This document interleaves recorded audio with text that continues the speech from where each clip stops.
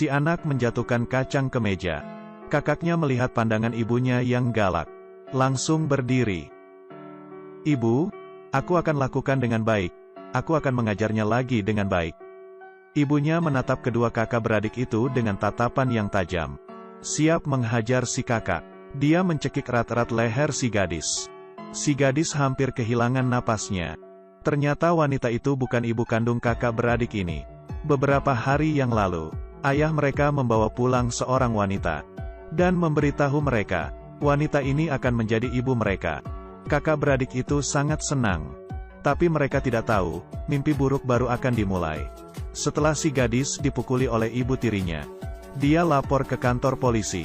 Polisi malah menganggap, anak zaman sekarang sangat hebat. Baru dipukul beberapa kali oleh ibunya langsung lapor polisi. Jadi dia mencari institusi perlindungan anak untuk menangani hal ini. Tetapi tak ada yang menyetujui cara si gadis. Hanya Jung Yop yang memberitahu si gadis. Caranya benar. Setelah si gadis diantar pulang oleh institusi perlindungan anak, ibu tirinya melihat mereka, langsung berpura-pura menjadi ibu yang baik. Sembari mengelus kepala si gadis. Sembari meminta maaf.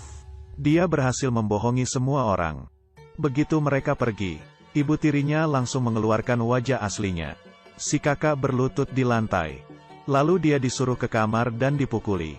Adiknya meringkuk di ranjang, tak berani bergerak. Si wanita ingin mengirim kedua anak ini pergi. Tetapi suaminya tak setuju. Karena banyak orang yang mengirim uang untuk kedua anak ini. Si gadis ingin mencari pertolongan dari orang dewasa lagi. Dia mencari gurunya. Waktu gurunya melihat bekas luka di leher si gadis, dia berpura-pura mengangkat telepon. Memilih untuk mengabaikannya. Adiknya menyarankan untuk mencari Jung Yop. Karena kedua anak itu percaya Jung Yop adalah orang yang baik. Jung Yop juga tak berdaya. Tapi dia tetap membawa mereka ke kebun binatang. Menemani mereka makan burger. Di saat ini, Jung Yop menerima telepon. Dia menerima undangan kerja dari kantor pengacara di Seoul.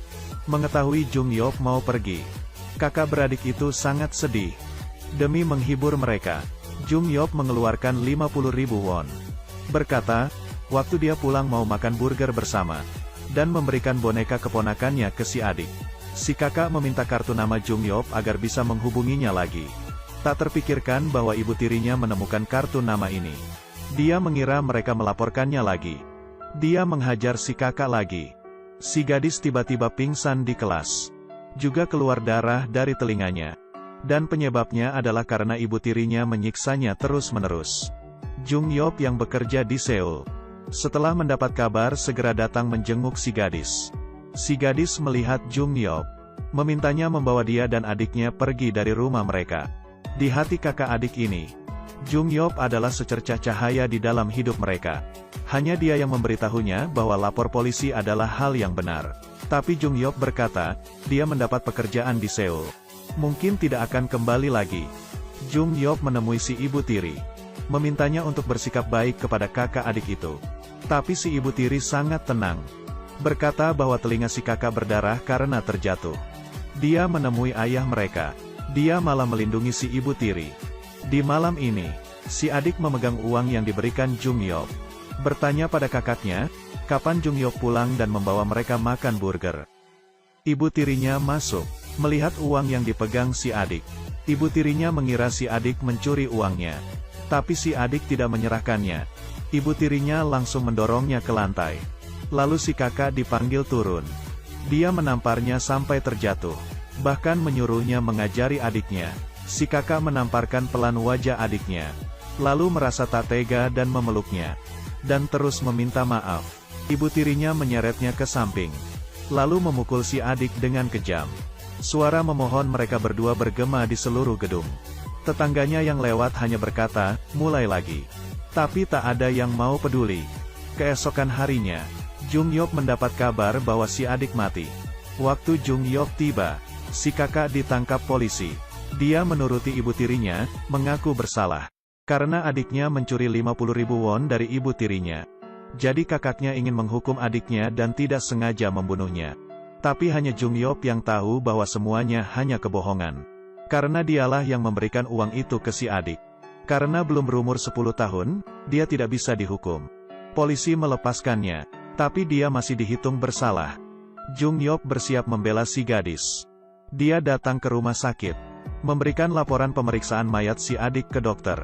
Dari penyelidikan diketahui bahwa luka si adik itu bukan sesuatu yang bisa disebabkan oleh anak berusia 10 tahun. Jung Yop mengajukan gugatan ke pengadilan dan berhasil diterima. Tapi si kakak sudah tidak percaya Jung Yop. Juga tak percaya siapapun. Jung Yop sangat menyesal. Jika saat itu dia membawa mereka pergi, mungkin tidak akan terjadi hal menyedihkan ini. Demi meminta maaf kepadanya, dia mencari teman sekelas si gadis. Menyuruhnya meletakkan sebuah hadiah di pintu rumahnya setiap hari. Ibu tiri membunuh adik si gadis. Si kakak dipaksa menjadi kambing hitam.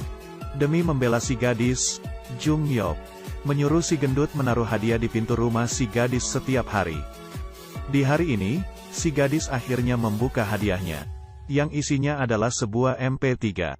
Di dalamnya adalah rekaman dari Jung Yop untuknya. Hal ini dilihat oleh ibu tirinya. Dia mendengar isi rekamannya, lalu mulai menghajar si gadis. Si gendut yang sedang mengirim hadiah saat ini, mendengar teriakan si gadis. Dia langsung menelepon Jung Yop, meminta pertolongan. Jung Yop berlari kencang ke rumah si gadis. Saat si ibu tiri mengangkat kursi dan bersiap untuk memukulkannya ke si gadis, Jung Yop mendobrak pintu dengan palu dan masuk ke dalam. Melihat si gadis yang sekarat di lantai, dia mengabaikan risiko penculikan anak, membawa si gadis pulang ke rumahnya, meminta kakaknya sendiri menjaganya. Tapi dia harus menemukan bukti penting, baru bisa mengadili si ibu tiri. Saat tidak menemukan cara apapun, keponakannya meminta boneka beruangnya. Ternyata boneka itu memiliki fungsi rekaman. Dia bergegas ke TPA, membalik-balik sampah yang menggunung. Juga tidak ada hasil apapun. Dia hanya bisa menaruh harapannya pada si gadis, berharap dia bisa mengakui dengan berani. Tapi di hari pengadilan, si gadis tidak berhenti menangis, tidak mengatakan apapun. Hakim hanya bisa mengajukan istirahat. Jika si gadis tidak berbicara, si ibu tiri hanya dapat dinyatakan tak bersalah. Saat dia putus asa, teman sekelas si gadis membawa boneka itu. Ternyata waktu si ibu tiri membuang mainan, kebetulan dilihat oleh si gendut. Dia memberikan mainan itu ke si gadis. Melihat mainan kesukaan adiknya, si gadis akhirnya mengatakan yang sebenarnya. Tapi pengacara di pihak lain membantah. Tidak ada bukti.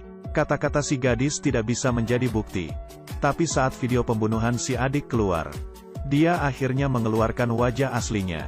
Akhirnya, karena ibu tirinya menyiksa anaknya sampai mati, dihukum penjara 16 tahun. Karena si ayah membiarkan anaknya disiksa, dihukum penjara 5 tahun. Apa kamu merasa ibu ini mengerikan? Maka yang lebih mengerikan lagi, cerita ini adalah kisah nyata.